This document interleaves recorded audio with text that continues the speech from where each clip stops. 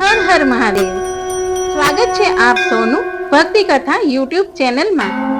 આજના વિડીયોમાં યોગીની એકાદશીનો પ્રારંભ, સમાપ્તિ તેમજ મુહૂર્ત અને પારણા સહિતની શાસ્ત્રોક્ત વિગતો જાણીશું. આગળના વિડીયોમાં આપણે સ્માર્ત અને વૈષ્ણવ એકાદશી કઈ રીતે અલગ છે તે જોયું. જો આ વિડીયો તમે જોવા માંગતા હોવ તો ડિસ્ક્રિપ્શન બોક્સમાં તેની લિંક આપેલી છે. સાથે જ આજનો વિડીયો ગમે તો લાઈક, કોમેન્ટ અને શેર કરજો. જો ભક્તિ કથા ચેનલ સબસ્ક્રાઇબ ન કરી હોય તો અત્યારે જ સબસ્ક્રાઇબ કરો, જેથી દરેક નવા વિડીયો આપ સુધી પહોંચી શકે. જય શ્રી કૃષ્ણ.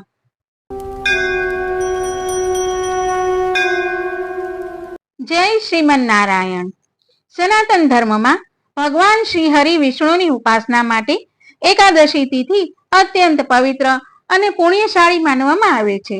દર મહિનાના કૃષ્ણ પક્ષ અને શુક્લ પક્ષમાં આવતી એકાદશી સાધકોને આધ્યાત્મિક પ્રગતિ કરવાનો અને ભગવાનની કૃપા પ્રાપ્ત કરવાનો અમૂલ્ય અવસર આપે છે. આ પવિત્ર એકાદશીઓમાં જેઠ માસના કૃષ્ણ પક્ષમાં આવતી યોગીની એકાદશીનું વિશેષ મહત્વ છે. શાસ્ત્રોમાં જણાવાયું છે કે આ એકાદશીનું વ્રત કરવાથી મનુષ્યના જાણતા અજાણતા થયેલા તમામ પાપોનો નાશ થાય છે, રોગો અને દુઃખોમાંથી મુક્તિ મળે છે અને અંતે મોક્ષની પ્રાપ્તિ થાય છે. શાસ્ત્રો અનુસાર જે ભક્ત શ્રદ્ધા અને વિધિપૂર્વક યોગીની એકાદશીનું વ્રત કરે છે તેને મહાન યજ્ઞો, પવિત્ર તીર્થયાત્રાઓ અને વિશાળ દાન કર્યાના સમાન પુણ્ય ફળ પ્રાપ્ત થાય છે. તેથી આ દિવસે ઉપવાસ, નામ જપ, ધ્યાન, પૂજા અર્ચના અને દાન જેવા સત્કર્મોનું વિશેષ મહત્વ છે. તો ચાલો જોઈએ યોગીની એકાદશી 2026માં ક્યારે આવે છે. ગ્રીક પંચાંગ અનુસાર યોગીની એકાદશી શુક્રવાર 10 જુલાઈ 2026 ના રોજ ઉજવવામાં આવશે. યોગીની એકાદશીની તિથિ શરૂ થશે 10 જુલાઈ સવારે 8:16 તેમજ એકાદશીની તિથિ પૂર્ણ થશે 11 જુલાઈ સવારે 5:52. હિન્દુ ધર્મમાં ઉદયા તિથિનું વિશેષ મહત્વ છે. આથી યોગીની એકાદશીનું વ્રત 10 જુલાઈએ કરવામાં આવશે. તેમજ તેના પારણાનો સમય 11 જુલાઈ બપોરે 1:59 થી શરૂ કરી સાંજે લગભગ 4:37 સુધી રહેશે. હિન્દુ ધર્મમાં દરેક એકાદશીનું વિશેષ મહત્વ છે. તેવી જ રીતે યોગીની એકાદશી પણ ખાસ મહત્વ ધરાવે છે. બ્રહ્મ વૈવર્ત પુરાણમાં યોગીની એકાદશીનો મહિમા ગવાયો છે. તેમાં જણાવાયું છે કે આ વ્રત મનુષ્યના તમામ પાપોનો નાશ કરે છે અને અપરંપાર પુણ્ય આપે છે. શાસ્ત્રોમાં કહેવાયું છે કે યોગીની એકાદશીનું વ્રત કરવાથી 88,000 બ્રાહ્મણોને ભોજન કરાવ્યા જેટલું પુણ્ય પ્રાપ્ત થાય છે. અષ્ટાશીતિ સહસ્ત્રાણી દ્વિજાન ભોજયતે તુયઃ તત્ફલમ સમવાપ્નોતિ યોગિની વ્રત કૃન્નરઃ. અર્થાત યોગીની એકાદશીનું વ્રત કરનારને 88,000 બ્રાહ્મણોને ભોજન કરાવ્યા જેટલું પુણ્ય ફળ પ્રાપ્ત થાય છે. ધાર્મિક માન્યતા મુજબ આ વ્રત ભક્તને માત્ર પાપોથી મુક્ત કરતું નથી, પરંતુ સુખ, સમૃદ્ધિ, આરોગ્ય, માનસિક શાંતિ અને આધ્યાત્મિક ઉન્નતિ પણ પ્રદાન કરે છે. ભગવાન શ્રી હરિની કૃપાથી જીવનની અનેક વિઘ્ન, બાધાઓ દૂર થાય છે અને ભક્ત ધર્મ, અર્થ, કામ અને મોક્ષ જેવા ચારેય પુરુષાર્થોની પ્રાપ્તિ તરફ આગળ વધે છે. તો આવી અનન્ય ફળ આપનારી યોગીની એકાદશીનો વ્રતની વિધિ શું છે? બ્રહ્મ મુહૂર્તમાં જાગીને સ્નાન કરવું અને વ્રતનો સંકલ્પ લેવો. ત્યારબાદ ભગવાન શ્રી વિષ્ણુ અને માતા મહાલક્ષ્મીની પ્રતિમા અથવા ચિત્ર સ્થાપિત કરીને શાસ્ત્રોક્ત વિધિથી પૂજન કરવું. ભગવાન શ્રી હરિને પીળો રંગ અત્યંત પ્રિય છે. ભગવાનને ધૂપ, દીપ, નૈવેદ્ય ચડાવવું, સાથે જ પીળા પુષ્પો, પીળા રંગના ભોજનનો પ્રસાદ અને ઋતુ અનુસાર ફળ અર્પણ કરવા. પૂજા સંપન્ન થયા પછી ઘીનો દીવો પ્રગટાવી આરતી કરવી. એકાદશીના દિવસે શ્રી વિષ્ણુ સહસ્ત્ર નામનો પાઠ કરવો. તથા એકાદશી વ્રત કથાનું શ્રવણ કરવું અત્યંત પુણ્યદાયી માનવામાં આવે છે. એકાદશીનું વ્રત ભક્તો પોતાની શક્તિ અનુસાર કરી શકે છે. તેઓ નિર્જળા વ્રત કરી શકે છે, જળ અને ફળાહાર લઈને વ્રત કરી શકે છે.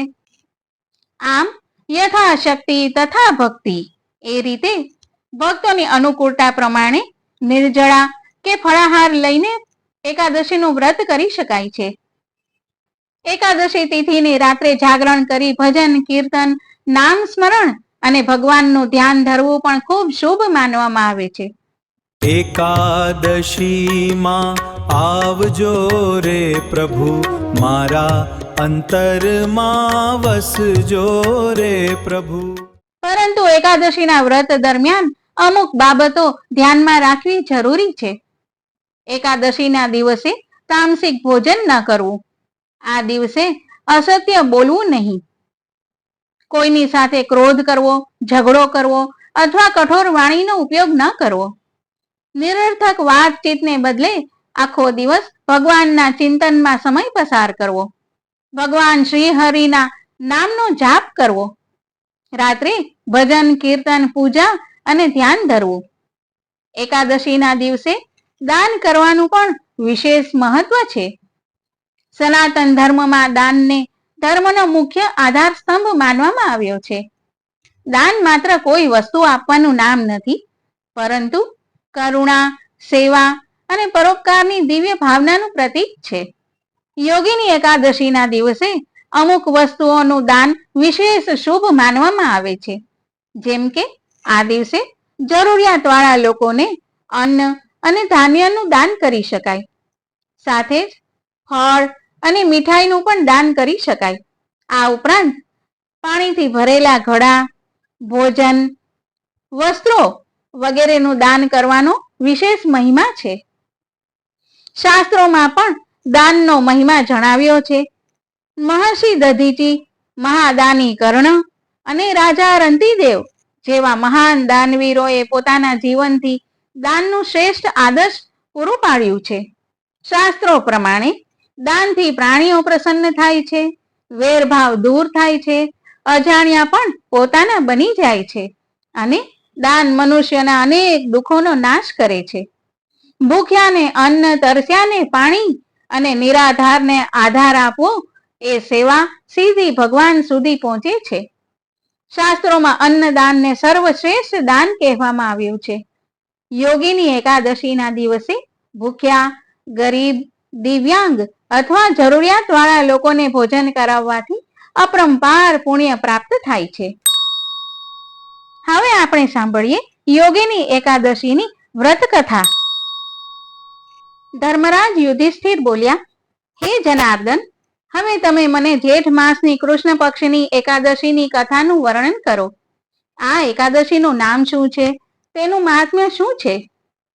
ભગવાન શ્રી કૃષ્ણ બોલ્યા, જેઠ માસના કૃષ્ણ પક્ષની એકાદશીનું નામ યોગીની એકાદશી છે. તે વ્રતથી સમસ્ત પાપ નષ્ટ થાય છે. આ વ્રત આ લોકમાં ભોગ અને પરલોકમાં મુક્તિ દેનાર છે. આ વ્રતથી પાપ નષ્ટ થાય છે. હું તમને પુરાણમાં કહેલી કથા કહું છું. અલકાપુરી નગરીમાં કુબેર નામનો રાજા રાજ્ય કરતો હતો. તે શિવ ભક્ત હતો.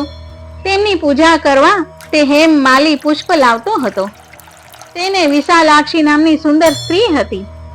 એક દિવસ તે માન સરોવરમાંથી પુષ્પ લઈ આવ્યો, પરંતુ કામાસક્ત થવાના કારણે પુષ્પોને રાખીને તે પોતાની સ્ત્રી સાથે રમણ કરવા લાગ્યો અને બપોર સુધી પુષ્પ આપવા ન ગયો. જ્યારે રાજા કુબેર તેની રાહ જોતા જોતા બપોર થઈ ગઈ, તો તેણે ક્રોધપૂર્વક પોતાના સેવકોને આજ્ઞા કરી કે તમે લોકો જઈને હેમ માલીને જુઓ કે હજુ સુધી પુષ્પ લઈને કેમ આવ્યો નથી. જ્યારે યક્ષોએ તેની જાણ કરી, તો તેઓ કુબેરની પાસે આવીને કહેવા લાગ્યા, હે રાજન, હેમ માલી હમણાં સુધી પોતાની સ્ત્રી સાથે રમણ કરી રહ્યો છે. યક્ષોની વાત સાંભળીને કુબેરે હેમ માલીને બોલાવવા આજ્ઞા આપી.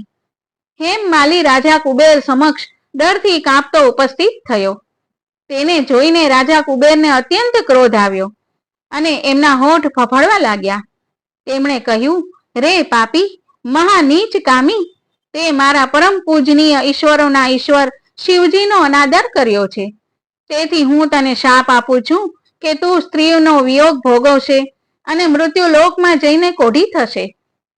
કુબેરના શાપથી તે જ ક્ષણે સ્વર્ગમાંથી પૃથ્વી પર આવી પડ્યો અને કોઢી થઈ ગયો. તેની સ્ત્રી પણ તેનાથી છૂટી પડી ગઈ. મૃત્યુલોકમાં આવીને તેણે મહા દુઃખ ભોગવ્યા. પરંતુ શિવજીની ભક્તિના પ્રભાવથી તેમની બુદ્ધિ મલિન ન થઈ અને પાછળના જન્મની પણ શુદ્ધ રહી. તેથી તે અનેક દુઃખોને ભોગવતા પોતાના પૂર્વ જન્મના કુકર્મોનું સ્મરણ કરતા હિમાલય પર્વતની તરફ ચાલ્યો.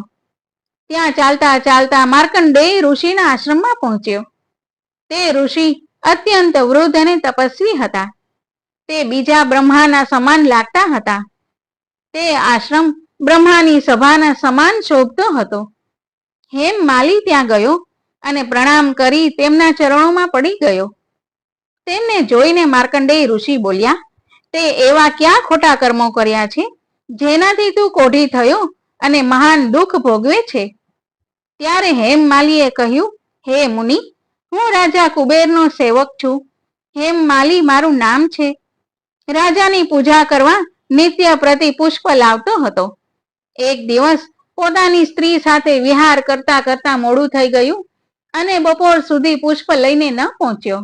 તેમણે મને શાપ આપ્યો કે તું તારી સ્ત્રીનો વિયોગ ભોગવ અને કોઢી થઈ મૃત્યુ લોકમાં દુઃખ ભોગવ. આથી હું કોઢી થઈ ગયો અને મહાન દુઃખ ભોગવું છું. તેથી તમે કોઈ એવો ઉપાય બતાવો જેનાથી મારી મુક્તિ થાય. તેથી માર્કંડેય ઋષિ બોલ્યા, ભાઈ, તે મારી આગળ સત્ય વચન કહ્યા છે. તેથી હું તારા ઉદ્ધાર માટે વ્રત બતાવું છું. જો તું જેઠ માસની કૃષ્ણ પક્ષની યોગીની એકાદશીનું વિધિપૂર્વક વ્રત કરશે તો તારા સમસ્ત પાપ નષ્ટ થઈ જશે. તેથી હેમમાલી ખૂબ પ્રસન્ન થયો અને મુનિના વચન અનુસાર યોગીની એકાદશીનું વિધિપૂર્વક વ્રત કર્યું.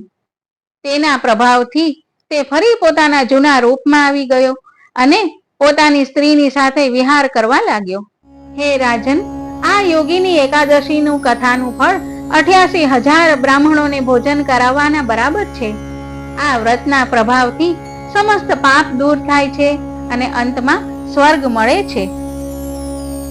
આમ યોગીની એકાદશી માત્ર ઉપવાસનો જ નહીં, પરંતુ આત્મશુદ્ધિ, ભક્તિ, સંયમ અને સેવાનો મહાપર્વ છે. આ પવિત્ર દિવસે ભગવાન શ્રી હરિ વિષ્ણુનું સ્મરણ કરીએ, શ્રદ્ધાપૂર્વક વ્રત અને પૂજન કરીએ, નામ જપ કરીએ અને અન્નદાન તથા જરૂરિયાતમંદ લોકોની સેવા જેવા સત્કર્મો દ્વારા પોતાના જીવનને ધન્ય બનાવીએ. ભગવાન શ્રી હરિની કૃપાથી સૌના જીવનમાં સુખ, શાંતિ, સમૃદ્ધિ, આરોગ્ય અને આધ્યાત્મિક ઉન્નતિ પ્રાપ્ત થાય. જય શ્રી હરિ, જય શ્રીમન નારાયણ. ઓમ નમો નારાયણ.